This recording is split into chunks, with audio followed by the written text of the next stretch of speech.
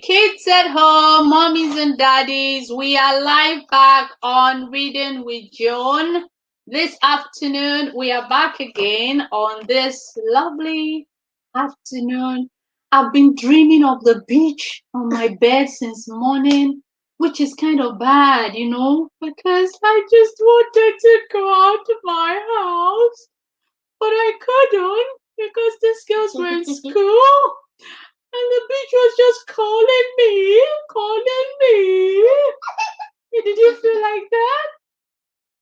Oh no, did you feel like that? Was the beach calling you? Yes. Oh, you see? Yay! Me and Orike Betsy want to go to the beach. Anyway, we are back today on Reading with Joan. Once again, we have our lovely reader, Chibunmam, around to read with us. And we have Me, Joan. and Jed. And they are my co-host, whatever she say, J.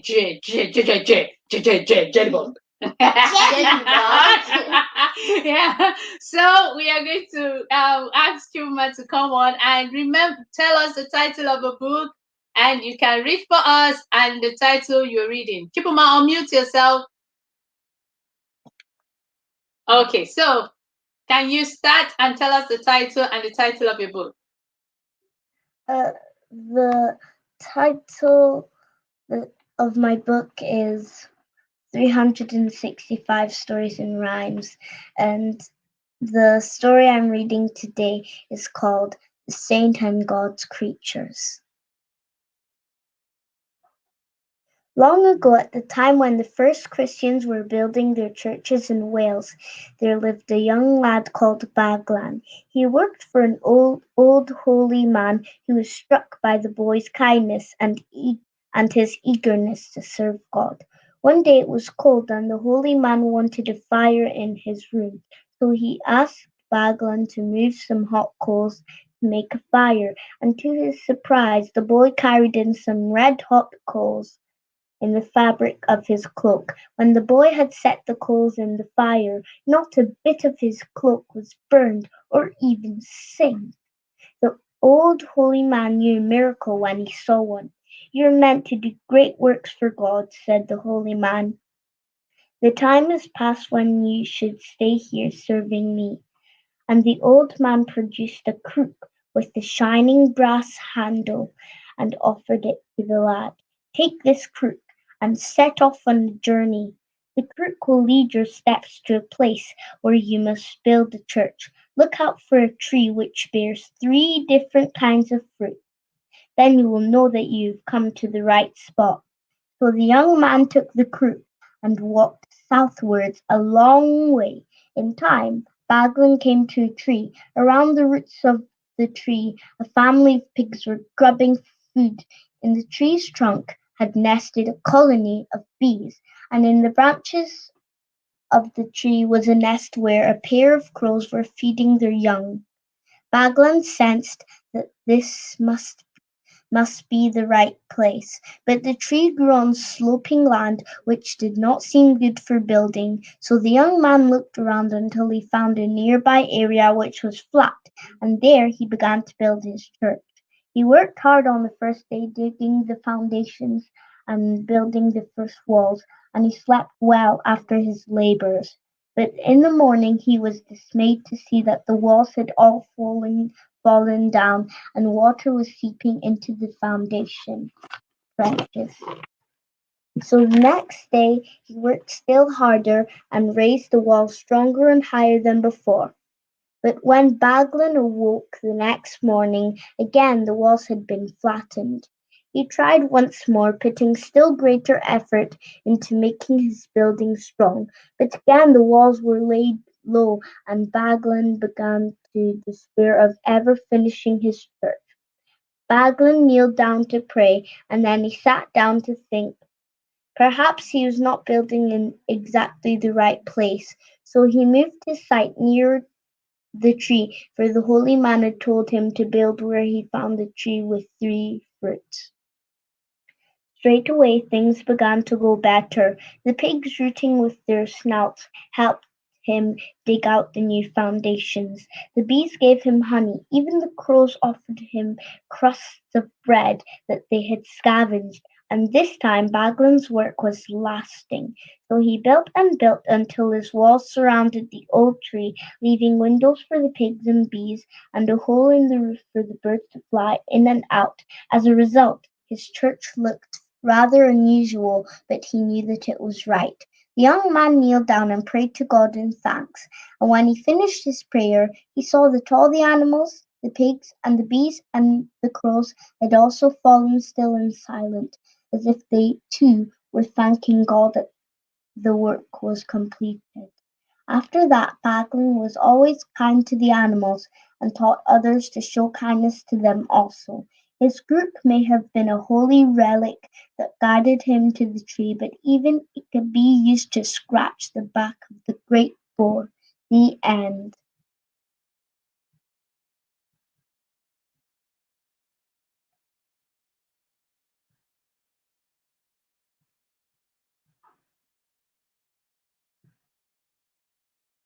Do you have a question for them?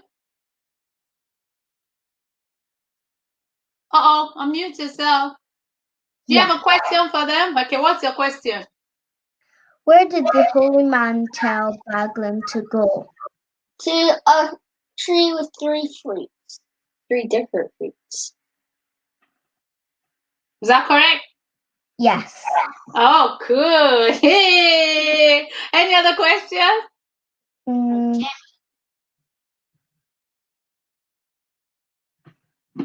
No. No, good. Oh yeah, well done, Jet. You got a question right today. So Jet, quickly read and then we will play your instrument. Okay. So where were we? Yesterday, we're still looking for mini Winsley mom. Mini Team Winsley mom. Okay. Yeah, let's read. Yeah. Read. She'll gobble up those beans in a flash, said BJ. Please, so. You need to read clearly. Beans make people sleepy. It won't be long before we hear her snoring. I put in extra beans to make her extra sleepy. Ross and Isla smiled at each other. This was their chance to find more and look for more porridge food. Just then, the twins heard squeaking from the hole in the hall. In the wall. The squeaks got louder. Sounds like Bucky the poisonous fan bungler is back, whispered Ross. Whispered Ross. You need to pronounce it well, Jed. The three of them crept towards the partially packed hole to listen, and got a huge shock when the 6-legged mini beast burst out with Minnie Worm on his back. She was riding him as if he was a 6-legged. As if he was a 6-legged pony called Sparkle or Misty, not Buggy, because that sounds like a ram. Good. Pronounce the words well. Okay? Wide wind, she squeaked. Her little trusty steed reared on 2 legs and neighed like a mouse. Well, blow me down if a wonky helicopter. BJ fell back in amazement in the chair. It's Minnie Mom. Everyone patted her head and then washed their hands because she had been riding a really smelly donkey. Where did you go? Asked Carla. I saw a big sign on the little Porridge, she answered. It was such a shock, I fell out of your head. Did you find Porridge? Asked Ross. Yes, but he's still trapped inside, guarded by crocodiles. I think Wendy wants to keep him forever. Never, said the twins together. Forever, repeated Minnie, and it gets worse. There's another cousin there, and he's dangerous. We have to send him quick, said Ross. But how? We work as a little team. We team. Isla pulled a piece of super shortbread from her pocket. You'll be in big trouble if you eat that, squeaked Minnie Mum. It's very dangerous being little. You might get chewed like a chihuahua or squished by a squid. Too late, said the twins, each taking a nibble of the rather incredible and rather inedible super short. Twins saw a little bird and swoosh flew down instead of up. Within a minute, they were minutes. Minute. VG knelt down carefully and said, while you're gone, I'll look in my old receipt book. Recipe. I'll cook up something special to make you free, big again. This way, twins, said Minnie Mum. Her gallant steed rode on 2 legs and galloped bravely into the hole in the wall. The twins ran after her, their tiny footsteps echoing. Someone should write a book about this, said VJ, shaking his head and wondering. I bet the book was written. Okay, good. So, any question for Chibunmam today? From what you read? My question is, what did Minnie Mum ride on? What did Minnie Mum ride on? Chibunmam.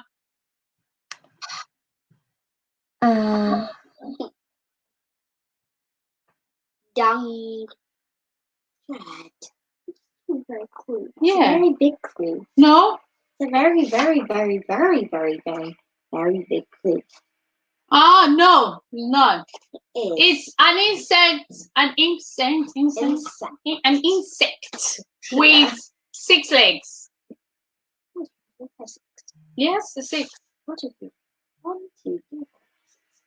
Yes. They're wearing trousers. Yes, it's wearing trousers. Do you know? Okay, so we'll leave the question. You go back and watch the video, and then you tell me the answer. It's time for you to play, Jed. Come on. Woohoo! Allegretto. She's playing Allegretto. Can you move, please? And the tempo. Yeah, the tempo. Do do do do do do do do do do do. Yeah, 1, 2, 3, go.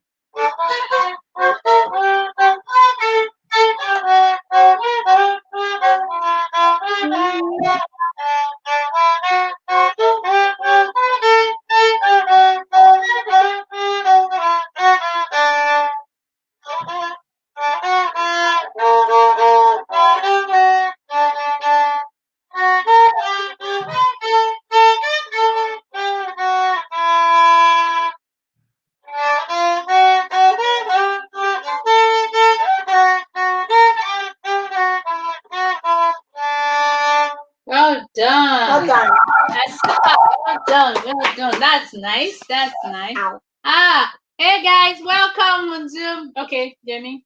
So you continue from yesterday, and so can you remind us? Yesterday we ended up with the question about the amount of years the Earth was formed, whether it was from Noah or it's millions of years ago. So let's see what let's see what Sam says. Sam says. And Uncle Okay, Jack and says. Uncle Jack say. Okay, let's go.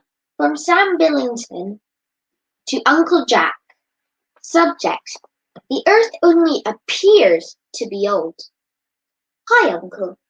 Sorry for bothering you again, but could it be possible that the Earth only appears to be old? That the geological layers were formed really quickly because of the flood? I have heard that they found tree trunks poking through different layers of coal. This proves that coal was formed really quickly.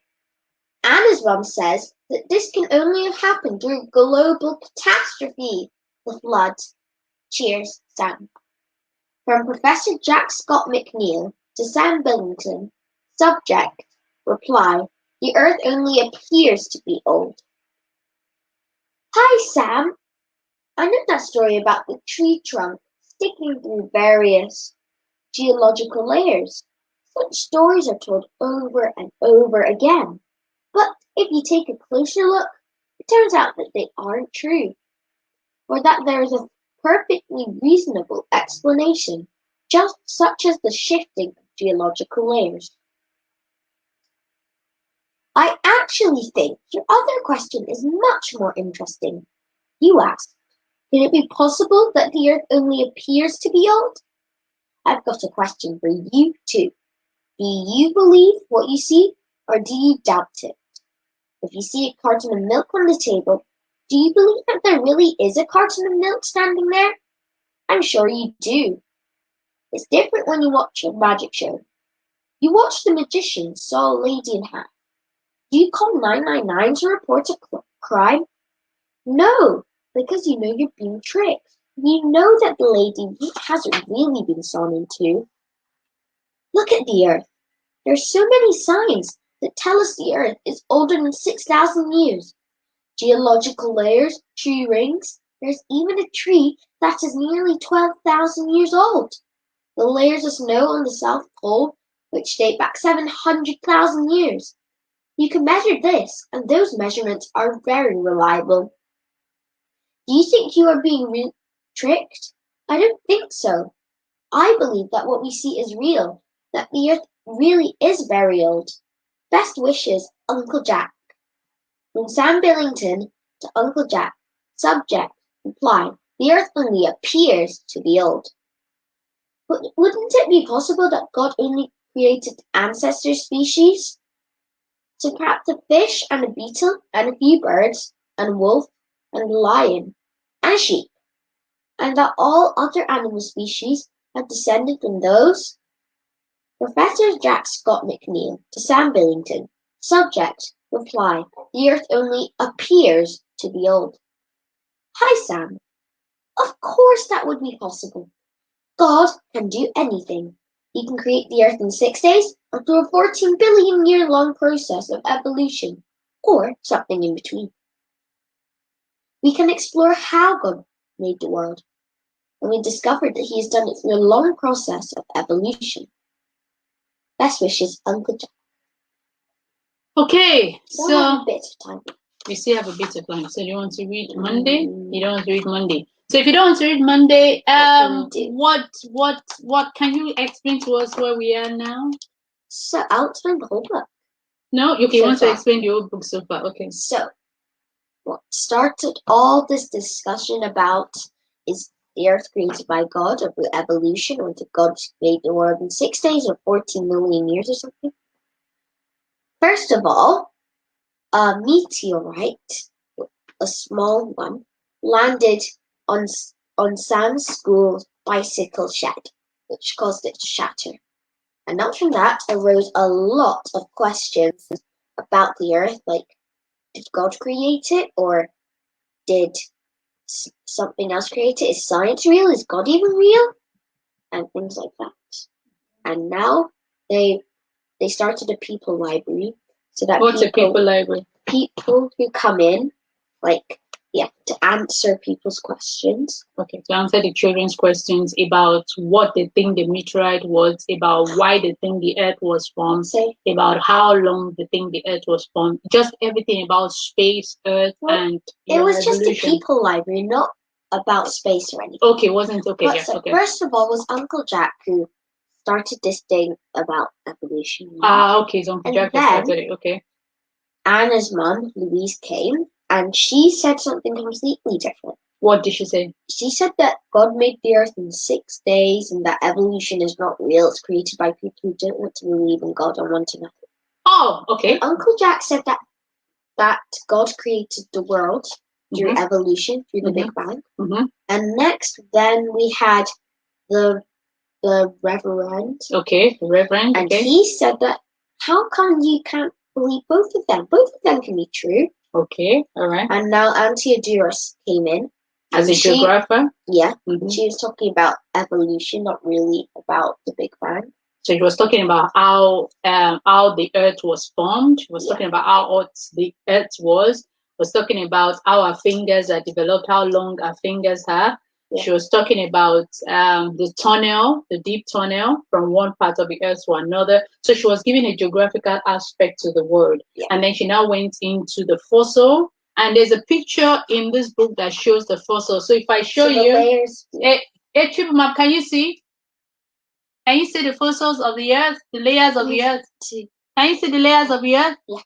I would take a snapshot, so I'll post it on the Facebook so you can ask mommy to come and see it. Can you see the face of the earth? Okay. Don't worry. I'll post it. I'll post it later on the group, on WhatsApp group. Okay, so that's the layers. So after Auntie Dear. Anna's mom came again just to pick Anna for an orthodontist appointment. And Anna didn't go, so her mom stayed for a while. Okay. And then she brings up another thing. Okay, what was about how the flood was how all these layers came, and that the mammals ran up the slope. That's the answer to yesterday's question. So the answer to yesterday's question was, where was the mammal? So we said the mammals ran up the slope. That was why they are on top. So if you see, if you look at the picture when we send it, you see the zebras and the penguins and the human beings on top, because the mammals went to the top of the slope. And the dinosaurs. Okay, so these are all the animals that now form the fossil. What do we call fossil? That's where we get oil from. That's where we get all our carbon, coal. And get oil from whale's blubber too. Oh, really? Okay, good. Come on. Yeah, continue, Jamie. Yeah. Yeah, I think that's it. So today, what now happened? Sam went back to Uncle Jack. Yeah. Okay, we need a question. But let's explain what happened today. Then Uncle Jack said that the tree trunk sticking through geological layers was not true, and we usually believe what we see unless we know for certain that it definitely is not true at all. Okay. Like a magician sawing a lady, half of the lady still alive. Okay. Okay. So what Uncle Jack is still trying to tell Sam is there is a truth in between all of them, right? Both evolution and they are created by God. There is a truth in all of them. So it's important that we don't throw away the baby with the bathwater. So the fact that you don't believe God doesn't mean that evolution didn't happen or God didn't create the world. And the fact that you believe God created the world in 6 days doesn't mean that evolution did not happen. So you have to bridge in between, because God can take 1 million billion years to create the world, which is still evolution, right? And God can also create the world in 6 days. Yeah, we said something yesterday. We were having a discussion at home yesterday about this. And then I wrote something for the girls and I said, yes, that there's a part in the Bible that says God, a day to God is like 1,000 years. And I said, if let's assume that the book of Genesis says the earth was created in 6 days, and a day is like 1,000 years. So let's assume 1 day is 1,000 years. So we can as well assume that God created the earth in 6,000 years, because a day is like 1,000 years. So that's just an assumption. So with that assumption, we can see that we can explain all those things in various ways, and all of us can still come to a conclusion that something greater than humans and something greater than itself created the world. Because the Big Bang can't just happen to make the earth perfect. Exactly. And the earth, the what's it called? Continents cannot just divide by itself. And Africa just remains there. Asia remains there. Okay, all right. Can we sit down? Can we sit down now? All right, kids. I had fun discussing this, and thank you for the summary, Jeremy. That was brilliant. Give me 5. That was perfect. Really? Excuse me? What's your question? Can we have a question? The question.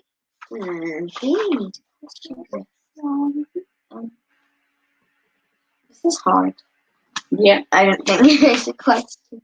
There's no question. No. Okay, let's make it a summary day. And I think, what was the thing that was shooting up? Out of the coal. Out of the coal. I thought I just said it, but I didn't say it. What is the thing that was shooting out? That was shooting out? I found the question.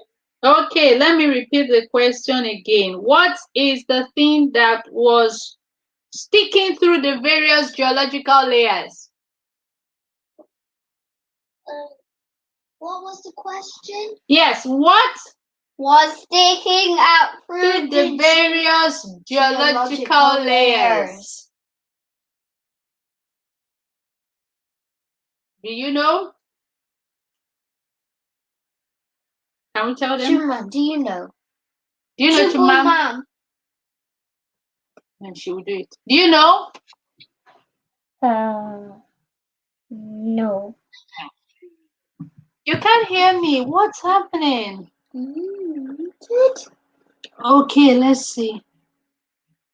You're not muted. No, not you. It's on Zoom. Can you hear us now? Yes. What was sticking through the various geological layers? Were they animals? No, just one thing. It was just one thing. Tree. Jed, you just said it. Jed has said the answer is a tree. Trunk. It's tree trunk. Yes, that was what true. Uncle Jack was telling Sam. That is not true. Okay? So kids, at this junction, we need to call it a day because we've had so much fun having a beautiful summary from Jamie on the old book. You need to go and sleep. And we have a beautiful reading and playing with Jed, even though Jed is behaving like a hurricane today and she's sleeping up and down on the seat. No idea. She needs to go to the beach, right? She's already saying she needs to go to the beach. So maybe some wash in the geological ocean will take away your fossil. How about that? Okay, so kids, we'll see you tomorrow on Reading with Joan. We had a wonderful time. She needs to go to the beach too. We had a wonderful time today. See you. Bye-bye. Bye.